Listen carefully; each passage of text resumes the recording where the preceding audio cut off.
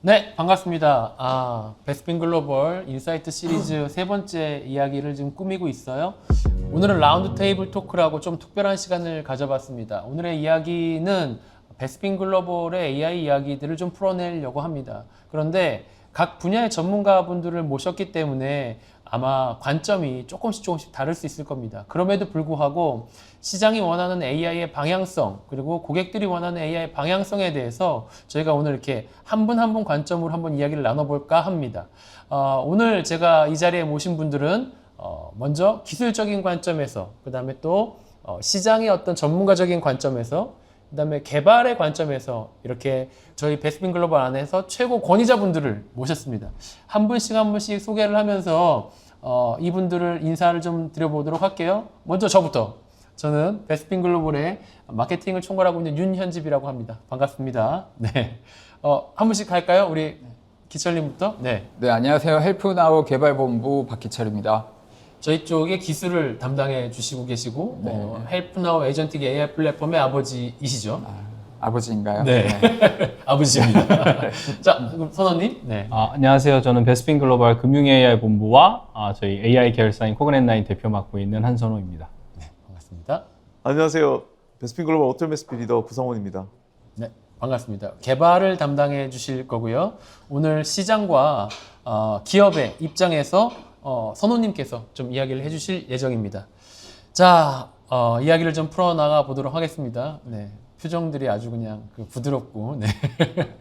유연하십니다. 네, 아주 보기 좋습니다. 네, 하나씩 해보겠습니다. 오늘 첫 번째 이야기는 사실은 시장의 현황 이야기를 좀 해보려고 해요. 저희가 한 3년 전에 LLM 이펙트를 한번 시장에서 빵 맞고 난 다음에 고객들도 그렇고 저희도 그렇고 너무 많은 것들이 변했어요. 어찌 보면 인터넷 이후에 LLM이 그 뒤를 잇는 큰 꼭 폭풍 같은 느낌이 듭니다. 고객들의 현황은 어떻고 기술의 현황은 어떤지 LLM 임팩트에 대해서 저희 각각의 관점으로 좀 이야기를 해보고 싶거든요. 먼저 기철님, 네. 우리가 AI 트렌드의 변화 어떻게 느끼고 계신지 한번 좀 이야기를 해봐 주셨으면 좋겠어요. 네, 일단은 제가 8년 전인가 10년 전에 그 클라우드가 처음 나왔을 때 그 검정색 콘솔 화면에서 이제 그 예전에 그 서버에 들어가서 서버실에서 작업을 하는 게 아니라 정말로 그냥 내 PC에서 그 검정색 콘솔 열어놓고 그 리눅스 커맨드를 쳤던 것처럼 그때 굉장히 제가 큰 임팩트를 받았는데 요번에 그 AI 그 챗GPT 같은 이런 GPT가 나오고 나서도 동일한 임팩트를 저도 받았어요. 그래서 참 이 8년 전에 나왔던 그 클라우드 기술이 이제는 이 AI 기술, 특히 이 LLM 기반의 이런 GPT 기술이 현재 모든 산업을 도배를 하고 있고 이제 앞으로는 또 어떤 게 나올까 굉장히 좀 궁금한 상황이기도 합니다. 네. 그러면 이 지금 개발 이슈를 이야기하셨는데 상원님 느끼기에는 어떤 이펙트가 있나요? 임팩트요? 너무 많죠. 너무 많고 저희가 뭐 개발적인 입장을 설명한다고 오늘 말씀드리지만 사실 뭐 일하는 스타일부터 다르죠. 제가 어저께 어떤 고객분들 만나서 설명했던 것도 있는데 제가 집에서 재택하잖아요, 저는. 근데 할 때 전 노트북을 2대를 쓰거든요. 한 대는 이제 메인 워크샵 노트북이고 한 대는 뭘 쓰냐면은 제미나이 라이브를 켜놓고 기술 검색하다가 막히는 게 있으면 바로 물어보고 그럼 걔가 결과를 잘 정리해가지고 저한테 메일로 줘요. 나중에 이제 그거 다 리캡해서 또 보는 이런 식으로 개발을 하고 있는데 이거 자체가 벌써 다른 거죠. 그러니까 저는 동시에 여러 가지 일을 할 수 있는 거죠. 쉽게 말해서 그냥 계속 이렇게 약간 와이프 말로는 땡중이라고 하는데 이말 땡중처럼 계속 뭔가를 계속 물어봐요. 보내달라고 하면 보내주고 보내달라고 하면 보내주고 이런 식으로 지금 일을 하고 있는데 벌써 이것만 해도 벌써 많이 개발하는 방법이 바뀌고 있는 거죠. 손오공 임팩트군요. 네. 여러 명의 구상원을 띄워놓고 네. 일을 여기저기 시키고 네. 본인은 전체 컨트롤만 한다. 네. 사실 기술과 개발 쪽의 임팩트가 엄청 큰 건 맞는 것 같고 누구도 부정하지 못할 것 같아요. 시장의 상황은 어떨까요? 우리 뭐 고객들도 그렇고 실제로 비즈니스를 하는 사람 입장에서의 이 AI 임팩트는 어떻습니까? 아까 기철님 말씀하신 것처럼 저는 지금 딱 AI가 한 지를 10년 됐어요. 그러니까 IBM에서 이제 왓슨 브랜드 런칭 이후에 이제 사업화하면서 2015년부터 해서 지금까지 왔는데 이게 그 사이클이 있었던 것 같아요. 그래서 그 당시에도 굉장히 붐이 일었다가 AI 한계를 인식하면서 굉장히 이제 프랙티컬한 레벨까지 떨어졌다가 GPT가 2년 전에 나오면서 다시 또 부밍업이 됐죠.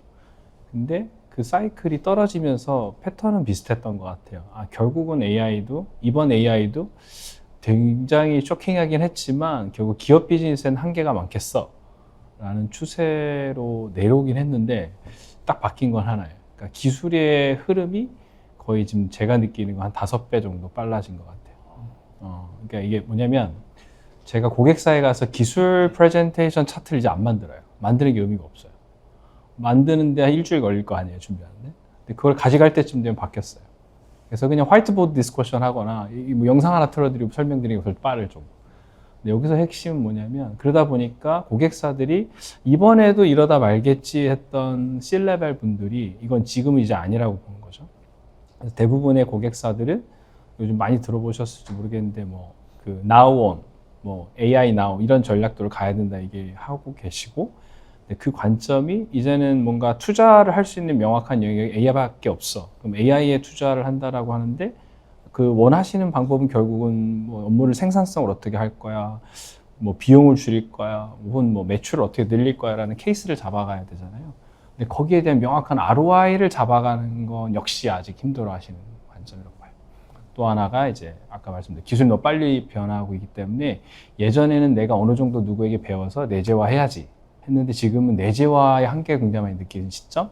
그래서 기술의 변화의 대응과 ROI를 어떻게 맞춰갈 거냐는 관점에서 굉장히 지금 어떻게 보면 고민도 많고 이거는 특정 솔루션 회사하고 할 얘기도 아니고 굉장히 신뢰할 수 있을 만한 파트너가 굉장히 필요한 시기 이 시점으로 보고 있습니다. 그렇죠. 사실 더더욱 저희 같은 AI 관련된 전문 서비스 파트너가 필요해진다라는 게 절실해지고 있는 것 같아요. 근데 지금 말씀하신 형태로 저희가 오늘 집중하고서 AI 기술에 대해서 바라볼 부분은 LLM인 것 같거든요. 기술의 변화가 너무 빨라요. 그리고 하루가 멀다 하고 랭킹이 바뀌어요.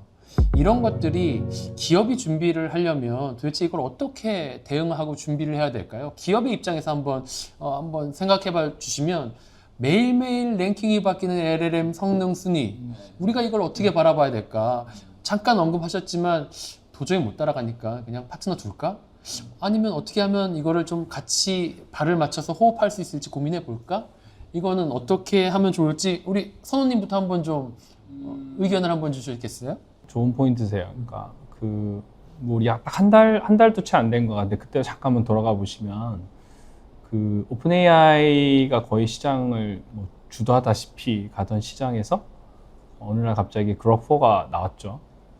그러니까 XAI를 사람들이 의심 반, 반반 이랬는데 출시하자마자 갈아치웠잖아요. 갈아치우고 나서 딱 일주일 만에 문샷 A라고 킴비2가 나왔어요. 얘가 또 오퍼스4를 갈아치웠어요.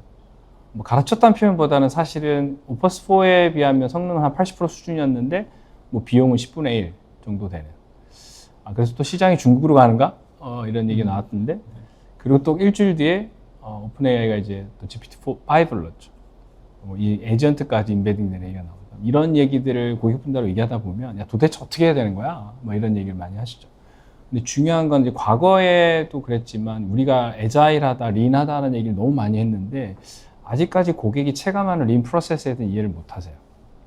그래서 어찌 보면 예전에 고객의 구매 프로큐먼트 프로세스는 내가 뭘 할 거야를 정한 다음에 그걸 구체화시키는 작업, 그 다음에 이거에 대한 RFP를 내고 파트너사를 정하고 그리고 프로젝트 스타트할 시점이 되면 사실 이 앞에 모든 과정이 바뀌어 있는 거죠.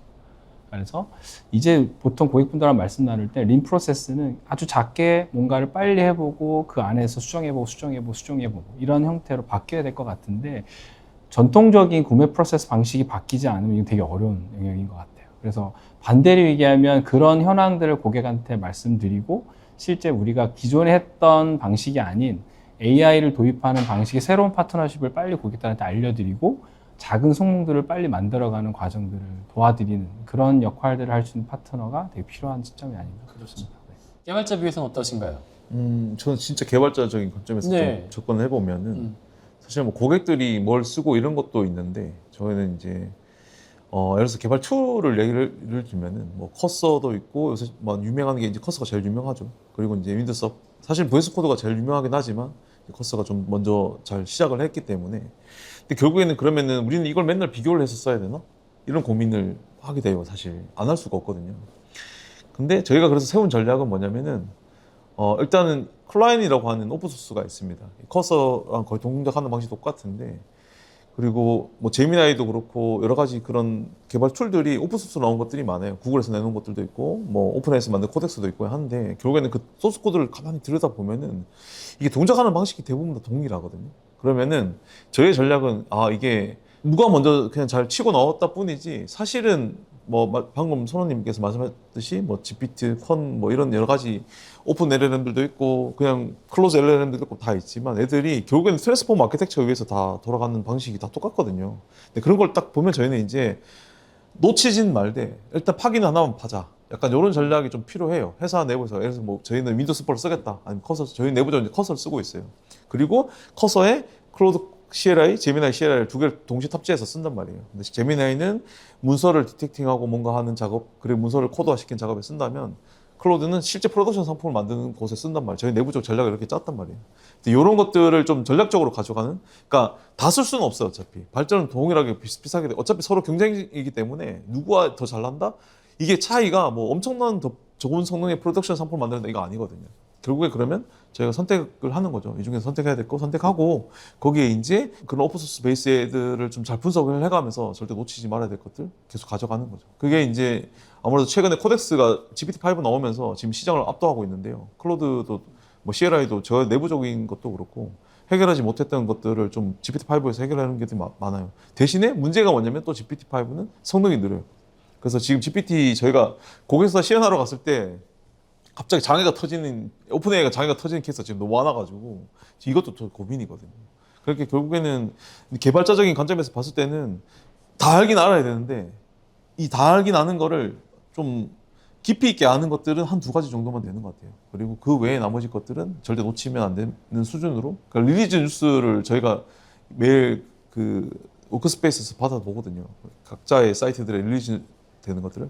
그렇게 따라가면서 이제 하나를 깊이 파는 이런 전략이 좀 좋을 것 같다. 지금 얘기는 되게 중요한 포인트가 있어서 고객들도 똑같은 고민을 하세요. 두 가지 관점 고민을 하시는데, 하나는 예전의 방식대로 AI 기반의 유스케이스 어플리케이션들을 만들어 간다고 했을 때, 그 현재 구매 방식 갖고 있는 가장 이슈는 중복 투자가 생길 수밖에 없어요. 업체들별로의 어떤 방향성이나 기술적인 어떤 전략도 너무 다르다 보니까. 그러다 보니까 사실은 이거를 지속적으로 갈 수 있는 파트너를 어떻게 잡을 건 되게 중요하고, 또 하나는 지금 기존의 솔루션 시장에 되게 호리존탈하게 보면 되게 특정 플랫폼에서 여러 가지 펑션 기능들을 놓고 제공하는 회사를, 우린 종합 선물 세트 굉장히 좋아하는 특징들이 있잖아요. 근데 이제 이렇게 기술이 바뀌어가기 때문에 사실은 굉장히 개방형적인 플랫폼, 그러니까 오픈니스를 제공하는 커먼 플랫폼 베이스의 시장으로 AI 갈 것이다. 가끔 얘기하는, 우리 소위 얘기하는 예전에 iOS 방식의 이런 시장이 아니라 안드로이드 방식의 이제 어떻게 하면 개방형으로 갈 거냐를 또 놓고 해볼 수 있는 시기가 아닌가 싶어요. 맞아요. 사실 근데 두 분 말씀하시는 거에 기업들이 퀘스천을 보낼 만한 질문은 그거예요. 알겠는데 잘 오케스트레이션 정말 중요하지. 근데 그걸 누가 컨덕트 할 거야? 사실 그런 지휘를 할 수 있는, 지휘자를 키울 수 있는 역량을 갖고 있는 기업은 그렇게 많지 않을 거라는 거죠. 예를 들어 상원님 같은 경우 저렇게 많이 학습하고 많이 공부했어. 그리고 이걸 쓰겠다고 본인이 선택했어. 이거 누가 할 거라는 거죠. 그런 부분들에 대한 문제가 분명히 있을 거고, 이렇게 하셔야 됩니다라는 가이드는 분명히 저희 같은 기업에서 해야 할 숙제라고 생각해요. 되게 그것도 중요한 포인트예요. 근데 우리는 이런 걸 봐야 될 것 같아요. 고객의 머추리티 레벨로 우리가 인게이지하는 방식도 바뀌어야 된다고 봐요. 그래서 보통 저희가 이제 전이 투 AI라 해서 고객의 여정을 놓고 얘기하는 것도 있지만, 한편에서는 고객의 머추리티에 따라서 우리가 상대해야 되는 건 달라요. 예를 들면 고객이 기본적으로 어떤 AI를 활용해서 업무에 적용할지에 대한 판단도 안 쓴 고객한테 예를 들면 이걸 하시면 이 소프트웨어가 어떻게 좋고요, 이렇게 하시면 어떻게 어떤 스킬을 개발하셔야 돼요, 이런 얘기는 전혀 적용되지 그렇죠. 않는 거죠. 사실 그런 고객한테는 어디에다 AI를 적용하는 것이 실제로 피저블하고 여기에 투자를 어느 정도 하면 리턴이 어떻게 될 것이다라는 걸 말씀드리고, 전이맵을 말씀드려야 되는 것들이 저희가 해야 될 일 거고, 어떻게 명확한 유스 케이스가 있는 고객한테는 아까 말씀드린 되게 빠른 속도로 먼저 빨리 퀵하게 만들어 드려서 결과를 빨리 보여드리는 게 필요할 수도 있고, 또 어떤 고객한테는 말씀 주셨던 것처럼 운영을 해나가는 과정에서 내부의 인력을 내재화시킬 수 있는 그런 파트너십에 지원해드릴 것들이 필요할 것 같아요. 저희가 AI 비즈니스 벌써 3년, 4년째 끌고 오면서 말씀하신 형태의 유즈 케이스들이 많이 생기니까 이렇게 블럭 안에 들어가는 고객 케이스들이 많이 생기는 것 같아요. 그래서 오늘 아마 이야기가 끝날 때쯤이면 고객들은 아 저렇게 하면 좋겠구나라는 팁을 좀 얻어갈 수 있지 않을까라는 생각이 드네요. 또 다른 어떤 이 두 분 말씀을 듣고 기술적인 측면에서 뭐 좀 조율할 만한 이야기들은 뭐 없을까요? 그 LLM에 대한? 저도 생각이 똑같고요. 그러니까 이 LLM이라든가 생성형 AI를 기업에 도입을 해가지고 뭔가 빅뱅 형태로 어떤 커다란 걸 얻을 거야. 이거보다는 이 LLM을 이렇게 점진적으로 한번 써보면서 그리고 내부에 있는 뭐 사내 파일럿도 한번 돌려본다라든가 아니면 이 LLM을 한번 사내 파일럿을 돌렸는데 단점이 나왔어. 그럼 요거를 뭐 에이전틱 AI로 해결을 해본다라든가 그리고 그렇게 해결이 되면 또 이 LLM을 뭐 폐쇄망에 본인들의 그 기업에 한번 구축을 해본다라든가 그리고 또 그렇게 구축이 됐으면 또 뭐 이런 커버짓 AI라든가 엣지 AI에 좀 관심을 가진다든가 이런 형태로 아까 말씀하셨던 그 AI 여정대로 이렇게 가는 게 중요하지 않을까. 근데 대부분 고객들이 이 생성형 AI를 도입을 해가지고 기업에 엄청난 큰 효과가 올 거야 라고 하고 기대를 가지고 도입을 하는데 그거보다는 아까 한선호 대표님 말씀하신 것처럼 좀 이렇게 여정을 가지고 단계적으로 진행을 하는 게 저도 굉장히 좋은 방법인 것 같아요. 정리를 해보면 결국에는 우리만의 방법론, 프레임워크를 가지고 고객들에 맞는 맞춤형 컨설팅과 방향성 이런 것들을 제시할 수 있는 전문가가 필요하다라는 걸로 좀 정리가 될 수 있을 것 같네요. 이야기를 하다 보니 이런 생각이 들어요. 저희가 지난 한 3, 4년 동안 처음에 초기에는 막 POC가 막 몇십 개씩 진행이 됐었어요. 정말 요만한 프로젝트였던 것 같아요. 근데 엎어지고 뭐 쓰러지고 했지만 그래도 또 어떤 고객들은 대형 프로젝트들을 막 하기 시작합니다. 그러면서 저희도 배운 게 되게 많죠. 이런 문제는 이렇게 해결하는구나. 이런 작은 것들은 하지 않는 게 좋겠구나. 이런 리슨 앤 런이 많이 생겼어요. 저희가 그동안 정말 수백 개의 프로젝트, AI 프로젝트를 하면서 이런 부분들은 좀 한계가 있더라. AI에 대해서. 이런 부분들은 좀 안 했으면 좋겠더라. 고객한테 갔더니 이런 부분들은 좀 그만해 이렇게 이야기해주고 싶더라라는 사례들이 있으면 좀 나눠보고 싶어요. 먼저 우리 실제로 그런 고객 사례들을 많이 갖고 있을 것 같은 우리 선호님 한번 어떤 한계나 네. 문제 이런 것들이 네. 발견되던가요? 그 기대 수준이 이제 많이 높아지셨죠. 그렇죠. 근데 저는 또 다르게도 생각합니다. 기대 수준이 높아진 것도 있지만 그 AI를 도입하면 아까 분명히 ROI를 말씀드렸잖아요. 그럼 우리가 보통 AI를 기업, 금융고객사, 제가 지금 주로 맺고 있는 게 금융고객사인데, 금융의 기업들이 AI를 도입할 때 ROI를 바라보는 관점이 한 세 가지 관점이 있어요. 첫 번째 관점은 이제 커스터머 인게이지먼트를 어떻게 AI로 뭔가 자동화하거나 혹은 좀 더 서비스 레벨을 높일 거냐는 관점이 있고, 두 번째가 이제 내부 지식에 대한 인사이트를 어떻게 널리지 베이스를 잘 활용해서 모든 직원들의 수준을 상향 평준화시킬 거냐. 우리가 보통 뭐 포드 어시스트가 될 수도 있지만 현업에서는 현업에 대한 지식을 제공하는 거죠. 세 번째가 우리가 사실은 IT가 발달하면서 볼 수 있는 공통적인 사항이 자동화 이미 많이 돼 있어요. 근데 시스템과 시스템 간의 분절이 있거든요. 그 분절을 그조차도 AI를 어떻게 하면 자동화시킬 거예요. 이 세 가지 케이스를 놓고 이제 보는데 문제는 뭐냐면 이 내용들의 가장 맨 마지막 귀결 포인트가 프로세스를 자동화해서 비용을 절감하는 것들을 아주 기본적인 베이스라인을 깔고 가는 형태가 있어요. 그렇죠. 잘 아시겠지만.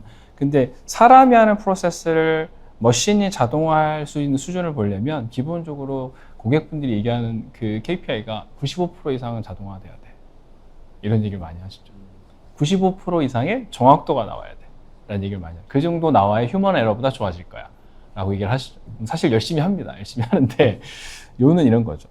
사실은 LLM의 트랜스포머, 아까 얘기했던 트랜스포머는 정확한 답을 하는 애는 아니에요.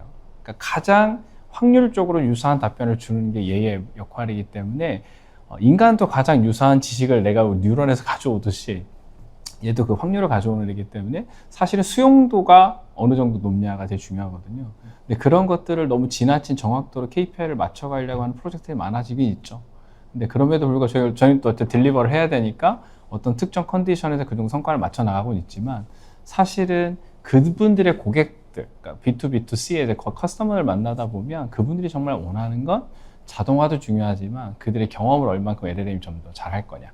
이게 무슨 얘기냐면 LLM은 확률 베이스로 하기 때문에 사실은 적절치 않은 답변을 고객한테 나갈 수 있게끔 하는 거가 더 좋지 않은 경험을 줄 수 있어요. 제가 아주 예를 들면 어떤 저축은행 케이스를 말씀을 드려보면 네. 일단 거기에 C레벨 분들은 우리 고객한테 바로 서비스하는 것도 LLM 붙여 서비스할 수 있어 라고 얘기하시죠.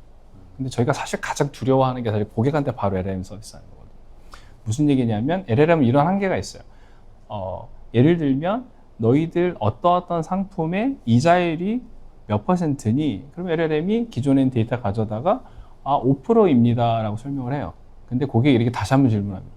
내가 알기로는 4%인 걸로 알고 있는데 라고 하면 LLM은 맞아요. 죄송합니다. 4%입니다. 이렇게 얘기할 수 있어요. 그럼 사실 이건 굉장히 크리티컬한 이슈거든요. 그래서 LLM은 사실은 저희가 엔터프라이즈 환경에 적용할 때 가장 중요한 건 얘가 말을 못하게 하는 게 아니라 얘가 말을 똑바로 할 수 있게끔 동문서답하지 않게끔 모르는 걸 아는 척하지 않게끔 통제하는 게 제일 중요한데 오히려 그것보다 정확도 쪽으로 너무 가다 보면 본질을 잃을 수 있는 확률이 있다. 뭐 그런 부분들. 그래서 그런 한계에 대해서 사실은 금융권에서 먼저 초기 어프로치를 하다가 몇 번 그런 문제가 도출이 돼서 신문에서 여러 번 다뤘어요. 신뢰도가 떨어지고 그 기업에 대한 신뢰까지 떨어지더라. 그래서 저희가 사실은 이런 부분들이랑 가이드가 많이 필요하다고 생각합니다. 희철님은 어떻게 생각하세요? 저도 이제 가끔씩 고객사를 만나면 이 생성형 AI로 뭐 우리 회사의 주식을 예측해줘 오를까 말까 혹은 내가 지금 뭐 이렇게 질문을 했을 때 그 생성형 AI가 예측을 해주고 그리고 뭐 추천을 해주고 이런 것까지 원하는데 실제로 아까 말씀했던 것처럼 그 LLM이 뭐 추천을 하고 예측을 할 수는 없어요. 아까 말했던 것처럼 그 단어의 그런 확률적인 기반으로 답변을 하는 거기 때문에 분명 그런 한계가 존재함에도 불구하고 고객들은 이 생성형 AI를 가지고 정말 이 인공지능의 모든 것들을 다 할 수 있어라고 좀 생각을 하고 있어요. 반면에 조금 다른 고객사들은 실제로 한번 겪어본 거죠. 실제로 이 LLM을 한번 도입을 해보고 예측도 해보고 뭐 분류도 해보고 뭐 평가도 해봤는데 실제로 그런 거에 대해서는 좀 부족하더라. 그래서 어디에 쓰냐? 그러면 이제 에이전틱 AI 기반으로 이 LLM이 추론을 하고 자동화를 할 수 있지 않을까라고 했을 때 그 영역에서는 이 LLM이 정말 탁월하게 이 자동화를 시킬 수 있다라고 이제 많이 판단을 하더라고요. 네. 막상 개발에 사실 여기가 어떤 백미일 수도 있것 같은데 개발할 때 LLM 한계 어떤 거 보세요? 한게 많죠. 근데 저희가 이제 가장 하지 말아야 될 것 중에 하나가 LLM을 쓸 때 해줘. 이거 해줘. 이거 이제 제일 많이 하는 실수들이 있는데 저도 뭐 개발의 입장에 오토MSP 리더기 때문에 나가면은 약간 LLM한테 뭔가 해줘 하면 다 해줄 것 이걸 기대한단 말이에요. 근데 잘 생각해 보면은 뭐 흔히 말하는 큰 빅테크 기업 있잖아요. 구글, 메타 이런 곳에서 애들이 LLM을 써서 그러니까 예를 들어서 자기네 솔루션 설명을 할 때 뭐 클로드는 굉장히 많이 하는데요. 릴리즈 설명회를 많이 하죠. 할 때 클로드 CLI를 만들 때 지금 현재 70% 80% 정도를 AI로 만들어낸다라고 코드를 만들어낸다고 하거든요. 근데 그들이 과연 해조로 만들어올까? 절대 아니거든요. 해줘 하면 당연히 안 된다고 생각해요. 걔들도 다 우리도 알아요. 근데 여기서 불평불만 가지고 해줘 계속 하는 사람들은 LLM을 결국 제대로 절대로 쓸 수가 없거든요. 그러면은 이 해줘가 아니고 그럼 LLM이 정확한 답변, 내가 원하는 답변, 이거 정답에 가까운 답변이라고 하잖아요. 지금 말씀하셨잖아요. 이게 두 분 다 똑같은 말씀하셨는데 어떤 질문을 했을 때 이 질문이 내가 원하는 답변이 아니고 제가 정답이 아니잖아요. 제가 항상 정답을 말하는 게 아니기 때문에 이 사람이 틀린 것을 알고 있지만 LLM은 정확하게 이것들을 바로잡아 줄 수 있는 걸 하려면 결국에는 공부를 하고 LLM에 대한 이해가 좀 굉장히 필요한 부분이거든요. 이거를 좀 고객분들한테 납득시키는 게 굉장히 힘들고 사실 이 고객이라고 하면 개발자들이거든요. 개발자들한테 야 저희 팀도 마찬가지 제미나이 CLI, 클로드 CLI를 쓰는데 제발 해줘 하지 말고 얘가 내가 원하는 코드가 나오기 위해서 지금 정말 많은 그 커뮤니티에서 노력을 한단 말이에요. 제가 지금 가입된 커뮤니티만 해도 뭐 카톡 단톡방 오픈톡도 있고 뭐 미국의 어떤 뭐 엄청 비싼 돈을 주고 가입해서 쓰는 커뮤니티 있고 이렇단 말이에요. 근데 거기 가보면은 누구도 해줘 하지 않습니다. 다 얘가 이렇게 답변이 나오는데 얘가 좀 더 정확한 답변을 나오려면 내가 무엇을 해야 될까요? 이렇게 질문을 하지. 예, 이거를 좀 이해를 하는 과정?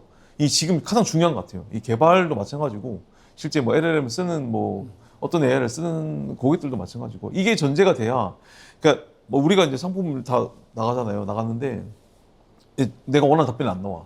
그렇다고 우리한테 욕을 하면 당연히 욕을 먹겠죠. 근데 잘 생각을 해보면 저희가 이제 설득해야 되는 과정인데, 이렇게도 한번 써볼 수 있게끔 유도하는 거, 그리고 그게 결국엔 우리가 말하는 AI 아키텍트거든요. AI 아키텍트로서 이거를 이렇게만 하는 게 아니고 약간 이런 식의 답변을 요구할 수 있게끔 하는 그런 가이드 주고, 이건 개발자들도 마찬가지인 것 같아요. 근데 이게 되게 중요한 부분인 것 같습니다. 뭐 이야기가 자연스럽게 연결될 것 같긴 한데 상원님 말씀하신 것처럼 그 LLM의 한계를 깨기 위해서는 네. LLM을 더 명확하게 알고 더 맞아요. 그를 뛰어넘는 네. 정도의 네. 질문을 할 수 있는 명석함을 학습해야 한다. 네. 네. 그렇게 되는 거죠. 네. 네. 좋아요. 그러면 이제 저희가 각각의 관점에서의 한계들을 조금씩 좀 대표적인 사례들을 봤습니다만 이야기를 하셨으니까 같이 한번 연결을 해보죠.